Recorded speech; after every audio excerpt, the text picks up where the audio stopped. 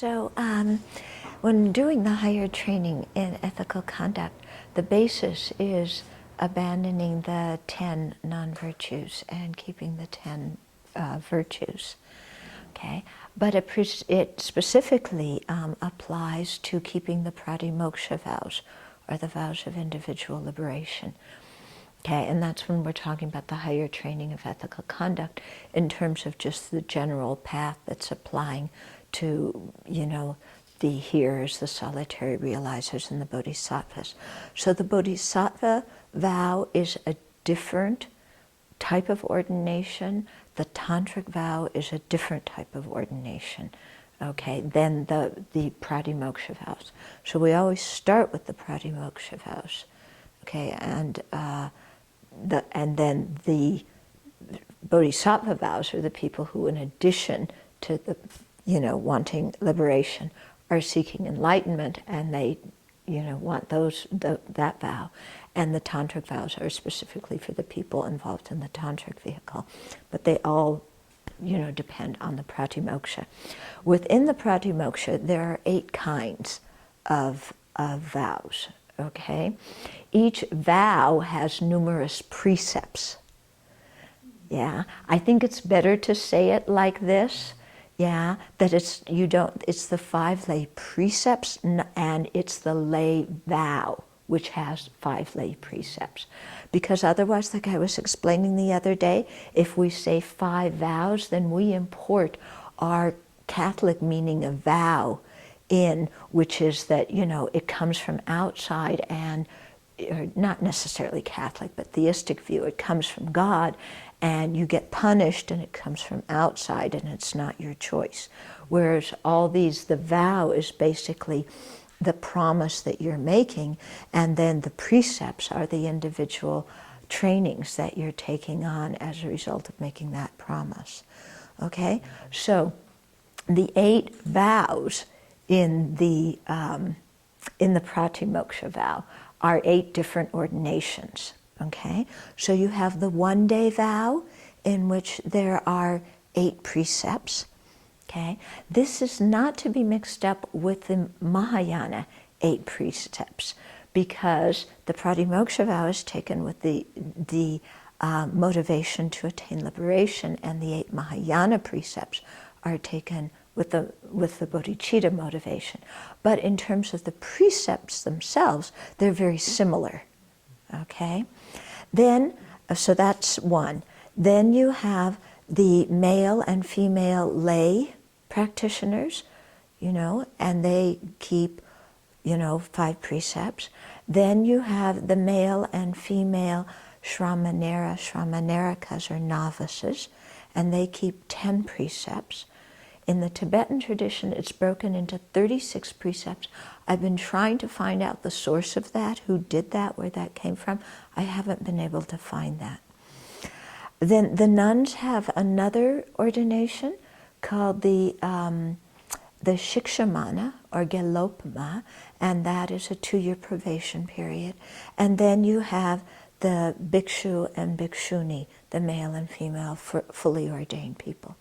So those 8, okay, the one day, the 2 lay, the 2 novices, the intermediate nun, and the fully ordained 2. Okay, so those 8 are the different kinds of pratimoksha vow. Okay, and so people, if you're going to take, if you want to take the full ordination, then you have to take the novice, you have to take the 5 precepts. Okay, so they're built one upon the other. Okay, yeah? Can you take the one-day vows before having taken the lay precepts? Can you take the one-day vows before having taken the lay precepts? I believe you can. In general, you should have refuge to do any of the 8.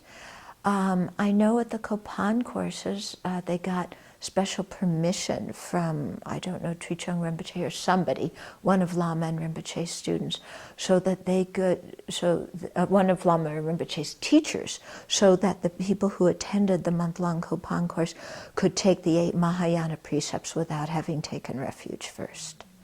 Yeah. And then where do the anagarika vows fit? Okay, the anagarika vows are actually a type of lay precept, okay? So you're still technically an upasika or an upasaka. If you take, usually what we call an anagarika is somebody who has taken the 8 one-day precepts for a long period of time. Put it that way. So rather than taking them each morning, you just say, I'm going to take it for a year, I'm going to take them for the rest of my life, whatever, something like that. So we call that anagarika. The Tibetans call it gomni genyen, which is, which is a upasika, upasaka, who, has the 8 precepts with celibacy. Also, in the Tibetan tradition, they have something called rabjung, which means going forth. And here, this is the ordination that they give to the little monks when they're like 5, 6, 7, 8, 9 years old, where they can wear robes. They keep the 5 precepts, including celibacy, and they keep the 3 trainings, which are to abandon wearing lay clothes, to wear robes, and to follow their preceptor. So while some people will give somebody the 8, and where you wear robes in this process can be confusing in the Tibetan tradition, because you can take the 8 precepts for life and not wear robes and be a householder, and I think that's the best way to do it. Or do it like we do in the Abbey, you wear gray, and it's part of your training for ordination. But you can take the 8 without training for ordination. Although sometimes they will give you permission, if you take the 8 anagarika vows, to wear robes. The Tibetans will often do that. It can be confusing because the people aren't actual monastics, but they're given that permission. And then sometimes, instead of giving them the 8 anagarika, they give them the rabjung, where they have the 5 lay precepts, but they've gone forth in that they have abandoned wearing lay clothes, wear robes, and follow their preceptor. So sometimes people say, well, I took rabjung, because they weren't ready to become a shramanera, a shramanarika, and they say, I took 8 precepts, and then you ask them which 8, and sometimes they aren't clear.